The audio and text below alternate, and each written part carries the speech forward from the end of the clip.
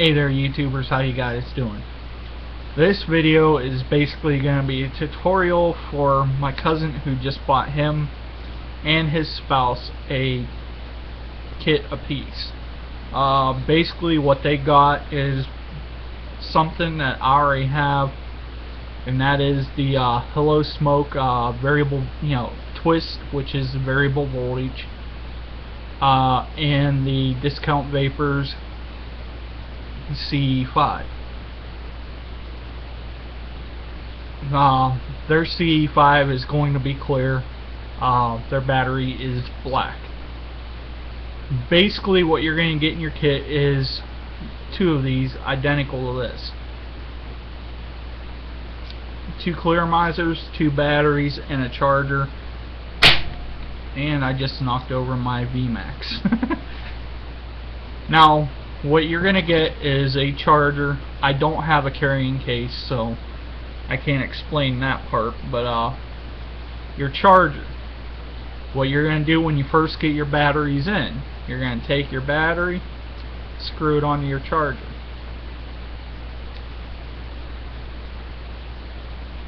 And what I do is, I should have this plugged in to show you. I'm going to unplug my speakers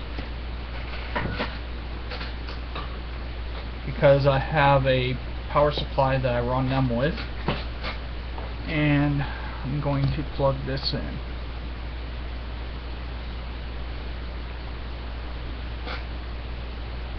Now you're going to have a green light on it when you first hook it up. When you take your battery and screw it on,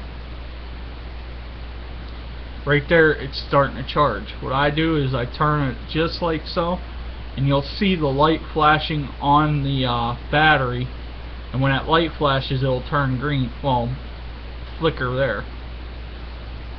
Well, I don't know why it said it, but when you first hook it up the light will well, of course now I gotta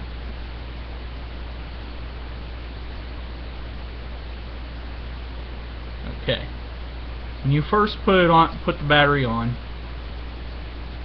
the light will flash on the battery, and then this red LED will start to flicker. And let's see if I will catch it doing its little, yeah. That red LED, and this is a USB device, so you could put it on your computer while it's charging, but I'm going to take it back off.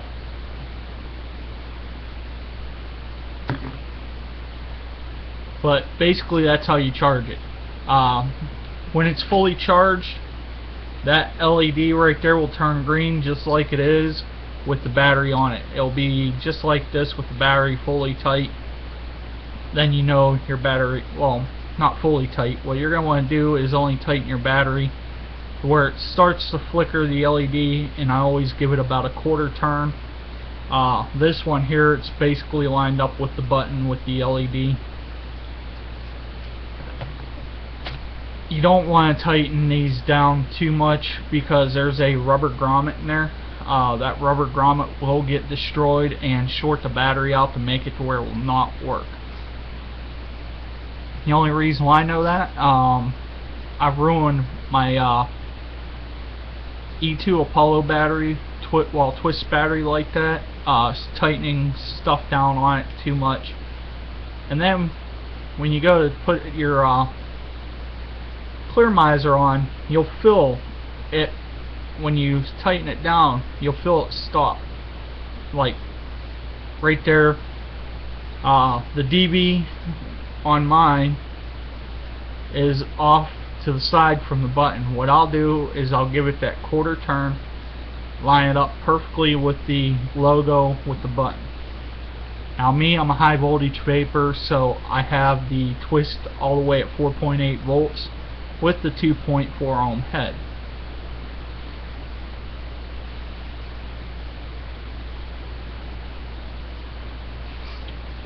Yeah, the button, it is a 5-click on and off. Yeah, I turned it off. Right now it's off. No matter how much I hit that button, it's not gonna fire. I click it 5 times, and now it's back on. And if you listen, you can hear the coil evaporating the juice in there. You don't want to tighten these down too much. It's gonna wobble. Not a whole lot, but it's gonna wobble. You don't want to put this in your pants pocket because you can break it. I usually, when I'm out and about, I'll throw a shirt on that has a pocket in the shirt. What I mean by you're gonna break it, if you're not good with soldering, I don't recommend doing this. This one here comes apart pretty easily now because it's happened so many times. But that's what I mean by you're gonna break it. These wires are so fragile in these things, when you do that too much, the wires break. Making sure it still works.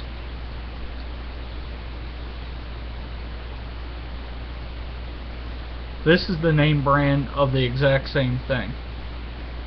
This one here is the Joyetech Ego-C Twist. Discount Vapors one performs just as well.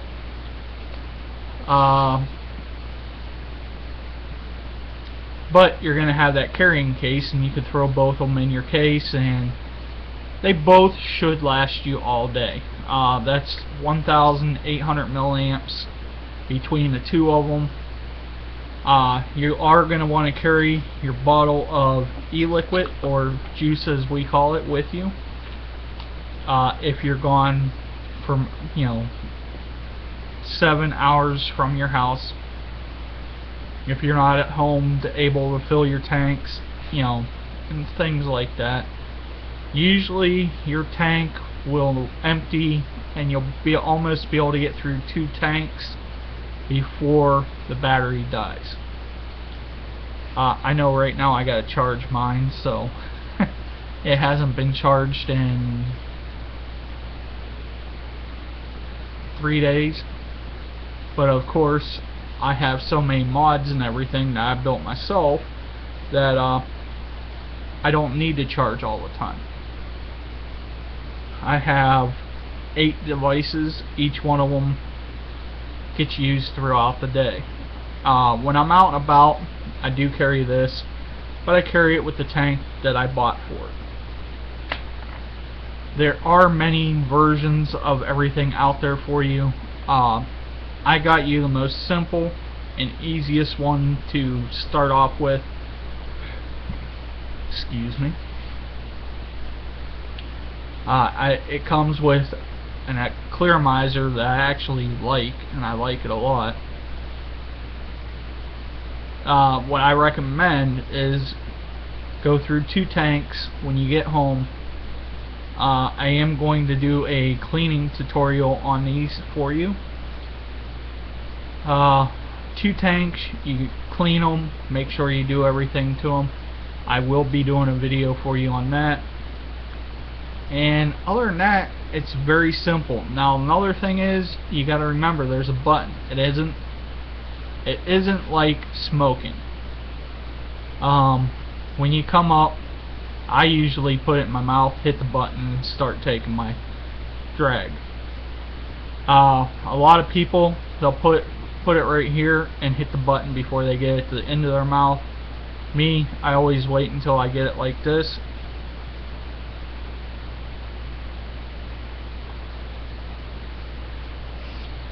I push the button, take my drag, and when I know I'm almost done with my drag, I release that button. It's got about a half a second, 0.30, something like that. After you let go of the button, that's going to still fire.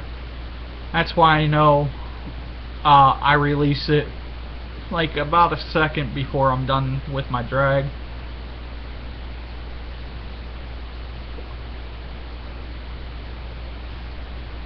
The vapor production out of the kit that you got is actually really good. The juices that I recommended for you and her are actually good.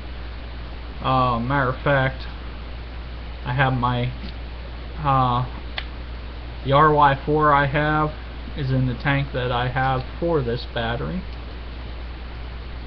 And again, don't over tighten your clear-miser onto your battery, because it will cause it to short out after a while, and then you're going to have to buy more batteries. You're going to have to deal with the tank being wobbly, but it's not bad. I'd rather have my tank wobble than ruin another battery.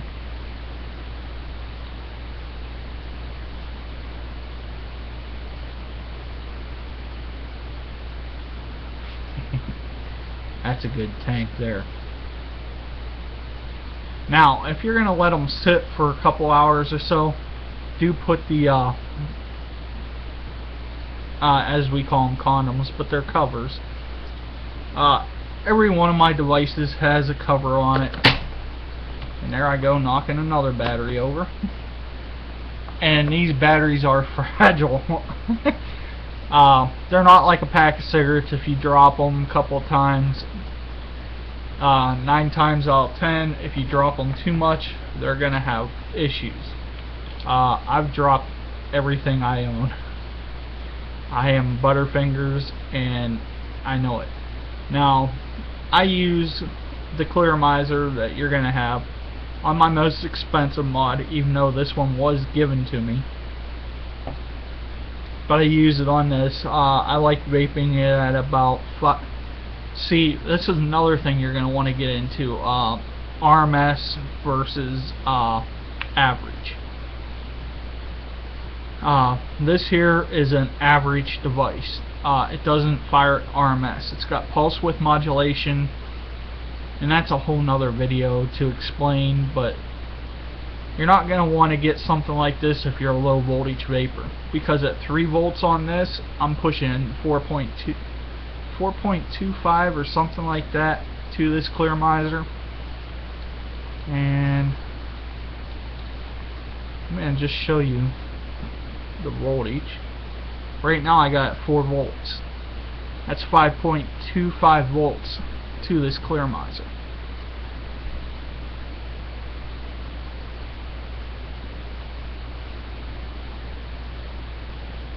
That's where I like vaping it at.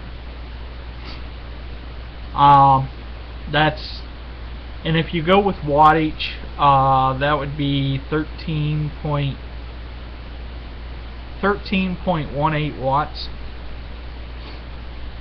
with the device I have it on. I haven't actually calculated what I run my Kangers at, because I know them are 1.6 ohm head.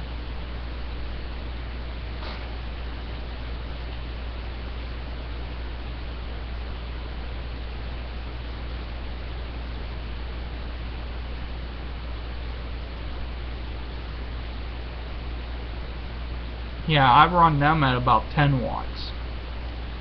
You know, when I first started, I only ran about anywhere between 8 to 9 watts. I'm running between 10 to 13 now. So it's gonna vary on what your tastes are. I'm gonna cut this video because it's almost 15 minutes. And if you have any other questions, just notify me and I'll try to answer them the best I can. Thanks for watching, and I'll catch you later.